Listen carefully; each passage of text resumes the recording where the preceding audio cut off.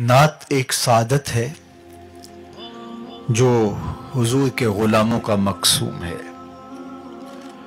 जिन लोगों ने इस मुक़द्दस सआदत को कारोबार बना लिया और पेट का धंधा बना करके नात के तक़द्दुस को पामाल करते रहे, उनके जाने के बाद दुनिया उनका नाम भी फरामोश कर देती है।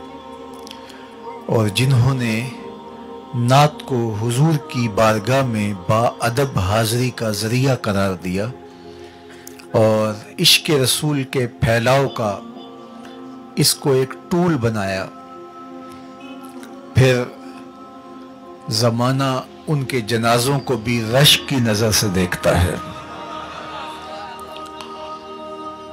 बहुत साले नौजवान था, आज उनको मरहूम कहते हुए कलेजा मुंह को आता है, लेकिन ये एक अटल हकीकत है कि जो यहाँ आया है उसने बहरहाल पलट के वापस जाना है।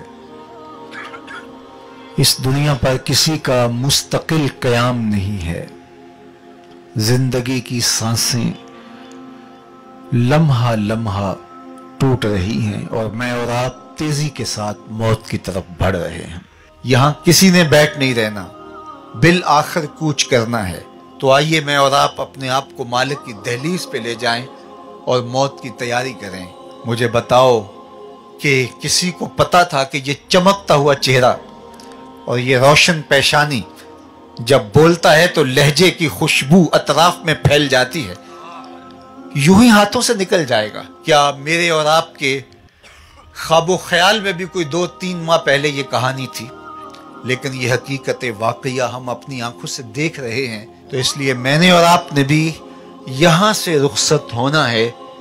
तो खुश नसीब लोग और इबरत हासिल करने वाले लोग अपनी आखिरत की तैयारी करते हैं, वरना वो लोगों की वफात पर चंद लम्हों के ताज़ियती कलिमात कहने के बाद अपनी गफलत शियार जिंदगी का हिस्सा बन जाते हैं और फिर मौत जब उन्हें अचानक दबोचती है तो फिर वो कहते हैं काश कि हम फलां के मरने से इबरत हासिल कर ली होती, लेकिन उस वक्त फिर वक्त हाथ से निकल चुका होता है। हमारे मरहूम भाई की अचानक वफात हमें यही दर्स से इबरत देती है।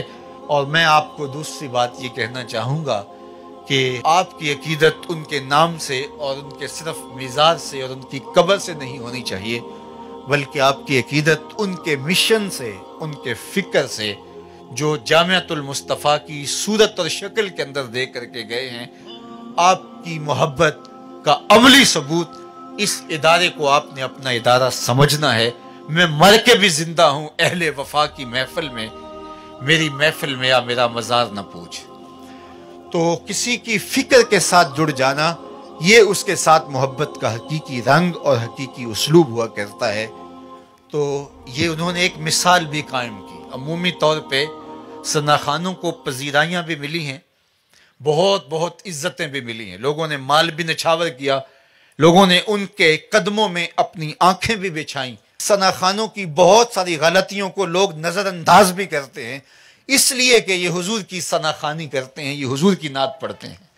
तो फिर उनका भी हक होता है कि जिस दीन ने, हुजूर के नाम ने उनको जो इज्जतें दी, तो वो भी रिटर्न करें और वो भी कुछ पेश करें। मैंने एक ज़माने में कहा था कि गुलकारों ने और क्रिकेटर्स ने अपनी उस शोहरत से फ़ायदे हासिल करके बड़े आली नस्ब हॉस्पिटल और बहुत कुछ जो है वो फलाही काम खड़े कर दिए। काश के ये सना खां मिल करके एक हसन बिन साबित यूनिवर्सिटी ही बना दें। काश के ये कोई काम करें और इनकी मकबूलियत से उम्मत को कोई फ़ायदा हो। नात खानी सिर्फ आपकी ज़ुबान से ही अदा ना हो, बल्कि अमल और रवैये भी नात खानी पुकारते दिखाई दें।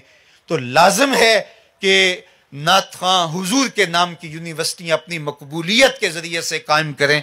तो मैं खिराज अकीदत इस कब्र की मट्टी को भी पेश करता हूँ कि जिस कब्र में आसूदा खालिद हुसैन खालिद मरहूम ने ये इदारा कायम करके हुजूर के साथ अपनी वफाओं का सबूत दिया। और फिर हुजूर नबी रहमत ने उस मोहब्बत को उधार नहीं छोड़ा, बल्कि जो पजीराई, जो तकरीम, जो इज्जत और जो वेकार, अल्लाह अकबर, खालिद हुसनैन खालिद को नसीब हुआ, लगता नहीं था कि ये कुछ जनाजा जा रहा है, लगता था किसी दूल्हे की बारात जा रही है। तो ये हुजूर के साथ मोहब्बत का अमली रंग था जो ज़माने ने देखा।